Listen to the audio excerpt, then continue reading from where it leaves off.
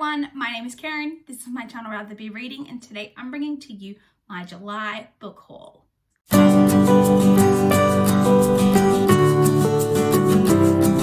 So if you guys saw my July wrap up, then you know that I actually didn't receive any physical books in the month of July, but I do have a whole bunch of library books here that I picked up, and I've got all of my ebooks that I acquired this month as well. So we do still have a bunch of things to talk about. So we will, as always, start off with the library books, and I picked up way too many library books. I think I picked up 10 this month, which is too many, but let's go through them. So the first one that I picked up this month is Puddin by Julie Murphy.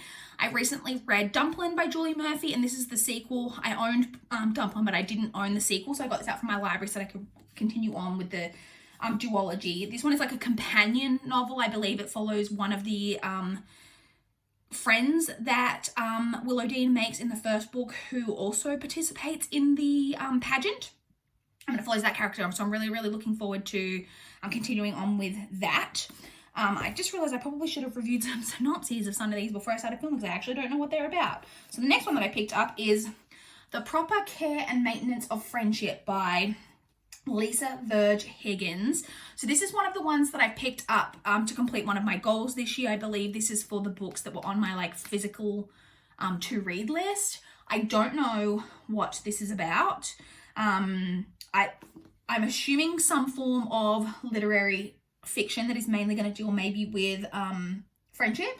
The kind of lines, the bold lines on the synopsis say, what makes a wife a lover? What makes a woman a mother? What makes a man the love of your life? Well, that doesn't seem to say anything. Oh, what makes a friend live in our hearts forever? So maybe to do with relationships and friendship. Seems like just kind of women's fiction. As I said, I should have looked more into what this is actually about, but I didn't. But I did pick this one up from the library. The next one I picked up is Talking to My Country by Stan Grant. This I picked up I put on request. I've had this on request for a while from the library when a lot of the, well, not that it's ever stopped and shouldn't stop, but when the Black Lives Matter movement was really prevalent, and I was trying to find out some more information about Indigenous lives within Australia. And I have heard about this book. This has been on my Marked to read on Goodreads for a while, and I thought it was really time that I bit the bullet and actually picked this up and started reading it. So this is non-fiction. It's by Stan Grant, who is Indigenous. It says it is Stan Grant's very personal meditation on race, identity, and history. It is that rare and special book that talks to every Australian about their country, what it is and what it could be.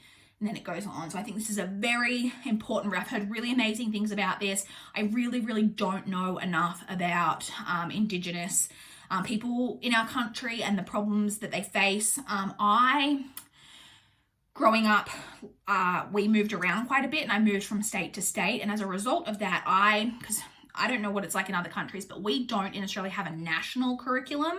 The curriculum is based on a state by state kind of basis, which means if you move within different states, you sometimes miss different subjects in school or different areas of study, because while the school I was at the time may not have studied that until the 6th grade, and then at the end of the 5th grade I might have moved, but then the school that I moved to, they already studied that in the 5th grade, so I just missed it completely. And Aboriginal history and Indigenous history is actually one of the areas that I missed in primary school. I had very little study. Most of the stuff I know is from some pop culture and some documentaries and things that I've seen, but I definitely don't know enough. And I really need to educate myself more, and I think this is a good place to start. So I got this one. The next one is another one that I don't really know anything about, but it's for one of my goals, and that is Burkalicious, The Dubai Diaries, a true story of sun, sand, sex, and secrecy. I actually didn't realize until I just read that this is a true story. Is this a true story? It doesn't look like a memoir, but maybe it is. I don't know. Yeah, I think it is. I think it's a memoir. A sassy young woman used to blagging, blogging, and slogging her way through Jiri London. The call of a glamorous, tax-free lifestyle in sunny Dubai just couldn't go unanswered. So I believe this is about a woman who moves to Dubai and about the life that she leads there. Like I said, this is another one that's just been on one of my to-read lists for a really long time. And so I finally picked it up. This gold cover is very entrancing. The next one that I picked up is another one for one of those goals, and that is The Secrets of Lily Graves by Sarah Strohmeyer. Again, I don't know what this is about. I know this is YA, and I think it's a YA mystery. Ooh, the first line of the synopsis is very intriguing. Growing up in a house of female morticians, Lily Graves knows all about buried secrets. Color me intrigued. Like I said, I really apologize. I really should have checked the synopses of these things before I started filming, but it's too late now and I'm not restarting this video. So another one I picked up for one of my goals. The next one I picked up is, as you guys know, well, you may know, you may not, I like to always have a classic kind of out from the library, like the next classic I'm planning to work from, and I read The Tenant of Wildfell Hall by Anne Bronte recently, and so the next one I picked up is Far from the Madden Crowd by Thomas Hardy. Now, I have read one other Thomas Hardy. I read Tess of the D'Urbervilles a couple of years ago, and I have a very unpopular opinion on that book because I hated it. Like, I really actually hated it. And that's actually everyone else I know who's read it, like that I see on BookTube ever talk about it, gives a pretty positive review generally. I really, really didn't like it. So I've been putting off trying any other Thomas Hardy since then, but I decided it's time to give another book a go. I also really want to watch, there's a couple of really good movie adaptations of this. The main one I'm thinking of has, is it Carey Mulligan? I think it might be the lead, and it looks like a really interesting adaptation, and I want to watch the movie, and so I want to read the book first. So I finally bit the bullet and I'm going to try another Thomas Hardy. Hopefully I like this more than I did Tess of the D'Urbervilles. The next one I have here is, sorry, I've got my library receipt is hanging out of it. Bad Influence by Stephanie London. This is the third and final book in the Bad Bachelor trilogy. As I mentioned, if you saw my video when I reviewed the second book, I'm a little bit wary of this one because this is a companion series. Each one follows a different friend in the friend group. And I really, so far, have really disliked this character, the female character that this one is going to be following. Yeah. So I'm a little bit wary as to whether or not I'm going to particularly enjoy this one when I really, really don't like the main character. But maybe there's room for some character growth there. I don't know, but I grabbed that one. Next, I grabbed A Discovery of Witches by Deborah Harkness. This is for another one of my goals. I don't know why I've got so many here. Normally I put like one or two a month on hold for goals, but I've got like seriously like 6 books here. Anyway, so this is another one for one of my goals for the year, and this I did not realize was so big. I know this is the first book, and I think it's a trilogy. How big is this? Yeah, it's almost 700 pages. And I know this is obviously got to do with witches, but it's also, I think, like, got vampires and, like, a lot of, like, paranormal type creatures. I'm not super clear on exactly what the plot is. I just know that it's, like I said, I think it's set in London. And that it's, like I said, vampires, witches, all that type of thing. I've heard very mixed reviews of this on BookTube. There's a few people I have seen who've really, really enjoyed this. Some people who've really, really not liked it. I know that there's a TV series of this out now, but I've been meaning to read this for a long time. Like I said, it's been on my like kind of to read for a really, really long time. So I'm finally going to get to that one in the next few months. My pile is starting to teeter. And the next one is another one for one of those goals. Like I said, I don't know why I've got so many from the goals this month. Anyway, and that is The Cookbook Collector by Allegra Goodman. And again, I don't know what this is about. It says, 2 sisters, opposite in every way. 28-year-old Emily is the CEO of an internet startup. Her younger sister Jess is a graduate student in philosophy. And as Emily makes a fortune in Silicon Valley, a romantic Jess spends dusty afternoons working in an antiquarian. What is with me today? Bookstore. So about 2 sisters. I don't know where the cookbook collecting comes into it. But like I said, this is another one for one of the goals, and so I grabbed it. And then the last one that I have here, I actually picked up for such a dumb reason, and that is Miracle Creek by Angie Kim. So this one I've been meaning to read for ages because this is very popular thriller, but like literary thriller, which I quite enjoy, like reading a little bit more like literary, like thrillers with a little bit more literary bent every now and again. I understand that this is about there's some kind of medical contraption that is supposed to help like heal people in different ways. I think it's like an oxygen tank of some kind, oxygen therapy. And some people die, like I think one or maybe more than one. There's an accident with it and some people are killed, and it's about the person, I think, who's on trial. I think it's like a kind of a legal thriller as well, which I actually really enjoy legal thrillers. So, but the reason that it's dumb that I picked this up, because I did have been wanting to read this, but the reason I ended up putting it on hold was because in my physical, like, written out to read list, which I've referenced quite a few times on this channel, I was going through that. I go through it every couple of months and work my way through every page and cross off books that I've managed to read that are on that list, and then update it with the new things that I've marked as to read since then.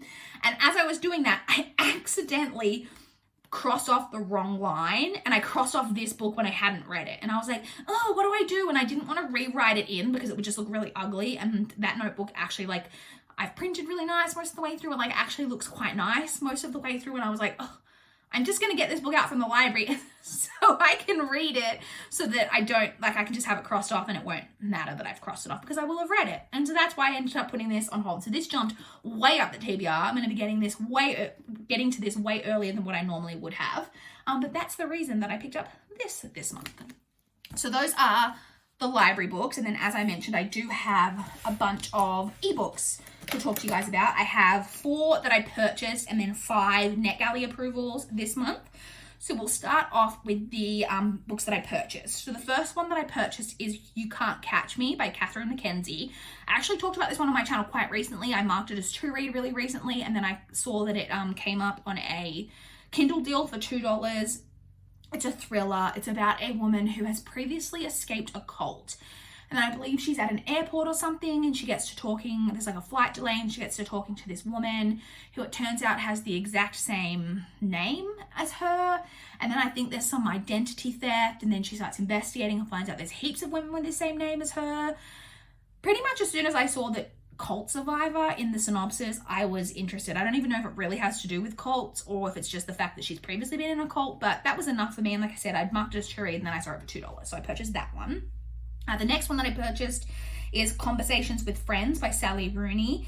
This one was on sale for $1.59, and I'm actually a lot more interested in Sally Rooney's other book, Normal. I was like, what is it called? The TV show's been so hyped lately, Normal People, which of course the TV show's recently come out and people have been raving about the TV show, and I'm more interested in that book, but this one came up on sale and I was like, oh, well, I might as well purchase this one and give this one a go.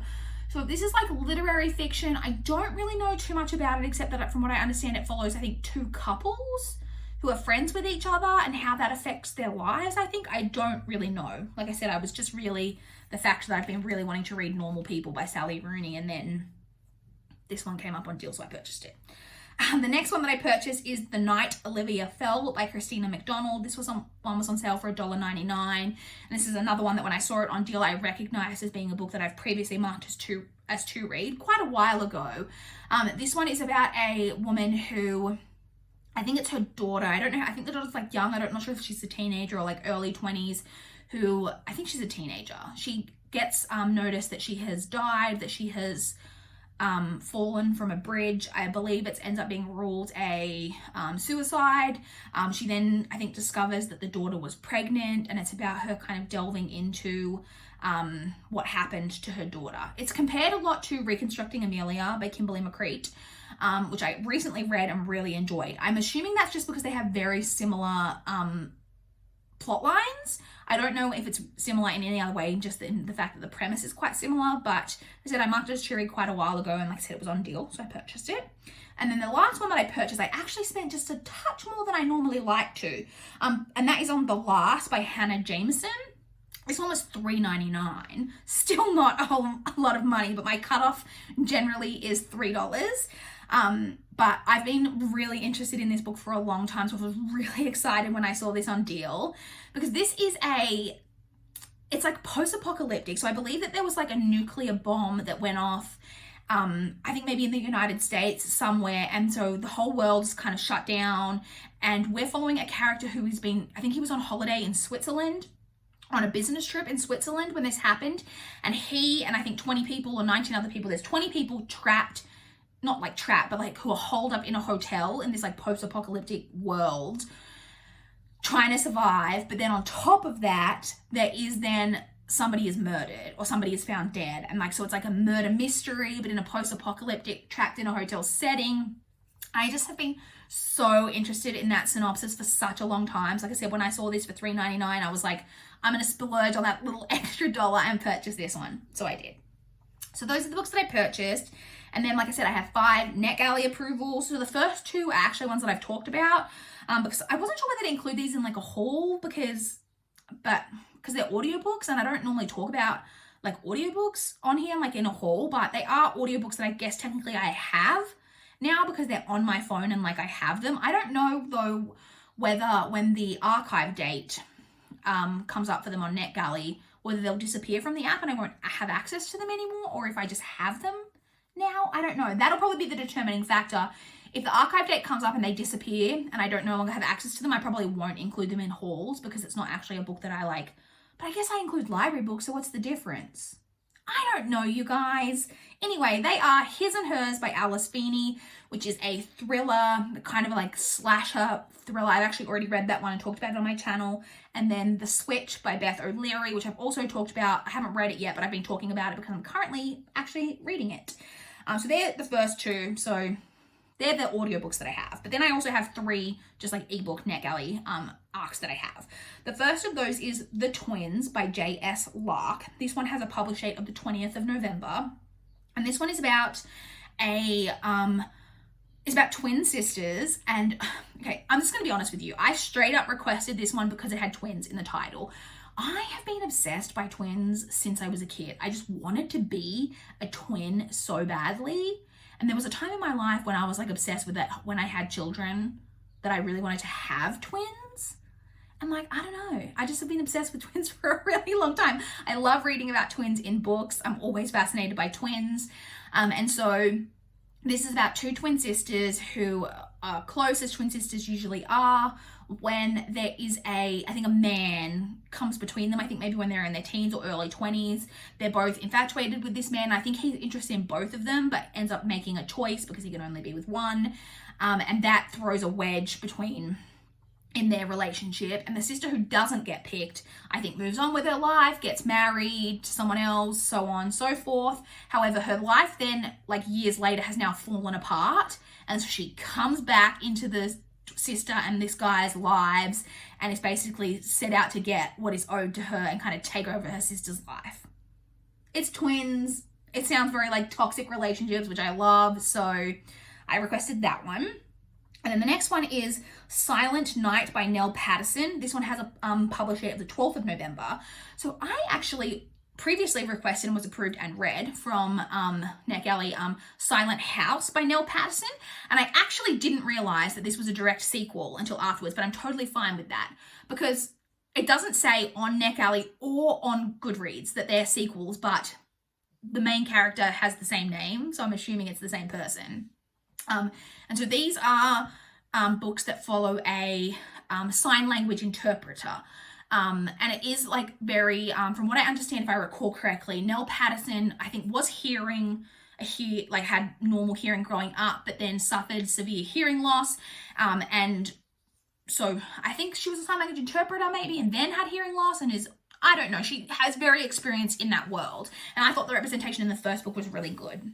And so I was already interested in it without even realizing that it was a sequel. I actually just thought she was writing another separate thriller with deaf representation, but then realized that it is actually, like I said, the same character as in that first one. So this one is about a school, I think it's a deaf school, goes on a group of people go on a school trip to an overnight trip to the snowy woods. There are 5 teenagers. The next morning, only 4 teenagers are there. 1 is missing and 1 of the teachers is dead. And so I believe then our our sign language interpreter is brought in to interpret for the witnesses and other people who were there, as in that's like the same thing that happened in the first book. So very much intrigued. Like I said, I really enjoyed that representation and that mystery. An overnight trip in some snowy woods, 5 teenagers, 1's missing now, someone's dead. Right up my alley. Very intrigued. And then the final NetGalley approval that I had this month is for Bad Habits by Amy Gentry. And this one actually has a publish date of 2 February 2021. So that is so far away. That's crazy. And this one is a thriller, because 95% of the books that I get approved for on NetGalley that I request are thrillers.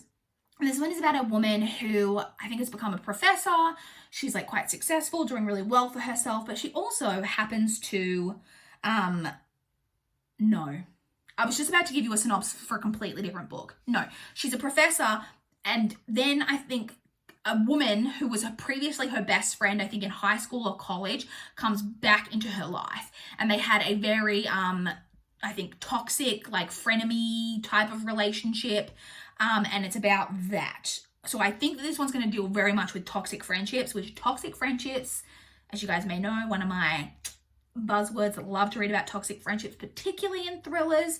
And so that is that one. And that's it, because I have no physical books to talk about. Because as I mentioned in my wrap up, I did purchase one book online, but it still has not arrived. I ordered it on the 4th of July.